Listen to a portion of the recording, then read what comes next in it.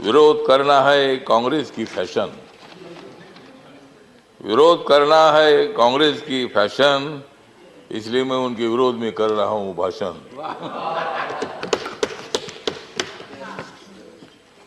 कांग्रेस वालों, जितनी बढ़ानी है उतनी बढ़ाओ दाढ़ी।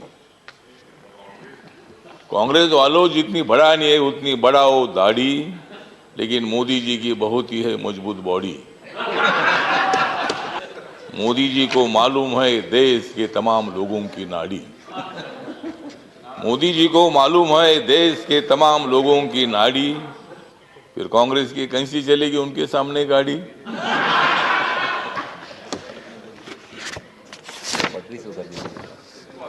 मोदी जी आदमी है खास, मोदी जी आदमी है खास, इसलिए उनके साथ है रामदास। यस। मोदी जी को विकास की है आस, मोदी जी को विकास की है आस, इसलिए राजनीति में हो गए हैं पास। कांग्रेस वाले हमेशा मारते हैं भास, कांग्रेस वाले हमेशा मारते हैं भास, इसलिए राजनीति में हो रहे हैं नापास। तो आज यहाँ माननीय राष्ट्रपति के अभिभाषण पर चर्चा हो रही है और कांग्रेस वालों का और अपोजिशन का आभार व्यक्त करता हूँ कि मतलब वो रोज वेल में आ रहे थे। ये तो मतलब राष्ट्रपति का अभिभाषण ये है मोदी सरकार के विकास की गंगा। काय के लिए लेते हो उनके साथ पंगा?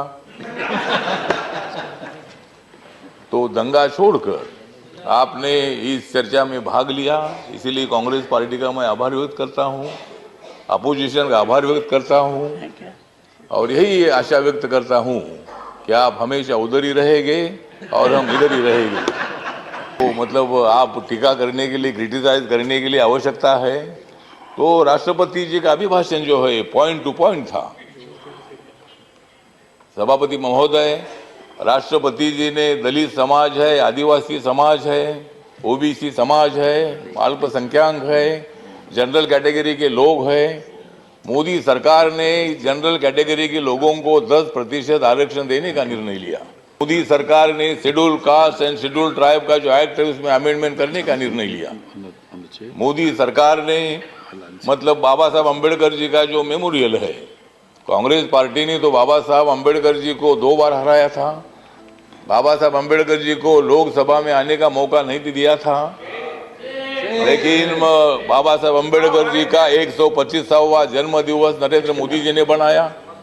बाबा साहब अम्बेडकर जी का फोटो सेंट्रल हॉल में नहीं था, जब वीपी सिंह जी थे तब उन्होंने वो फोटो लगाया। कांग्रेस पार्टी को उसकी भी जानकारी तो नहीं थी कि भाई बाबा साहब का फोटो जी सेंट्रल हॉल में बैठकर बाबा साहब ने संविधान लिखा। ड्राफ्टिंग कमेटी के चेयरमैन के नाते रात रात जाकर 26 अलीपुर रोड में बाबा साहब अम्बेडकर काम करते रहे और मतलब ये काम जयराम रमेश जी, ये काम आपने करना चाहिए था, लेकिन हाँ ठीक है ना, आपने किया नहीं, बाबा साहब अम्बेडकर जी को संविधान सभा में आपने लाया, लेकिन उसके पहले 2 बार बाबा साहब को हराया। मुझे भी शिरडी में हराया, इसीलिए मैं छोड़कर इधर आ गया। तो हाँ, तो इसीलिए ठीक बात है। तो इसीलिए बाबा साहब अम्बेडकर जी के लिए संविधान बदलेंगे, ये बोलते हैं कि भाई संविधान बदलेंगे, कैसा बदलेंगे? हमने तो कांग्रेस को बदला है, संविधान क्यों बदलेगी? संविधान बदलने का विषय नहीं है। जिस मोदी ने 2019 में सेंट्रल हॉल में संविधान को माथा टेक कर उन्होंने शपथ ले ली है कि बाबा साहब के संविधान का भारत में खड़ा करूंगा, सबका साथ सबका विकास, इसलिए दिख रहा है यहाँ अच्छा प्रकाश। तो मतलब मोदी जी ने सबका साथ सबका विकास की भूमिका रखी है और आप चल रहे भारत जोड़ने के लिए। बाबा साहब अम्बेडकर जी ने और संविधान ने भारत को जोड़ ही दिया है। झगड़े होते रहते हैं लेकिन फिर भी हम एक हैं। या कोई पाकिस्तान का संविधान हमारा तो नहीं है, यहाँ कुछ भी हो जाएगा लेकिन देश टूटेगा नहीं। जम्मू कश्मीर भी हमारा है। अभी हमारे साथी बोल रहे थे कि 370 को हटाया है, पहले हमने कांग्रेस को हटाया, फिर 370 को हटाया।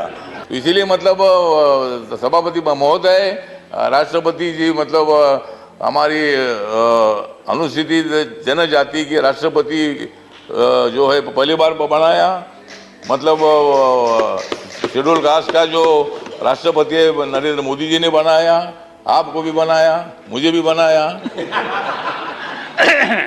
तो इसीलिए मतलब ये राष्ट्रपति का जो अभिभाषण है, तो इसका सपोर्ट करने के लिए जो मेरी रिपब्लिकन पार्टी ऑफ इंडिया है, बाबा साहब अम्बेडकर जी ने स्थापित की हुई पार्टी है, इस पार्टी की तरफ से इस अभिभाषण का सपोर्ट करने के लिए मैं यहाँ खड़ा हूँ।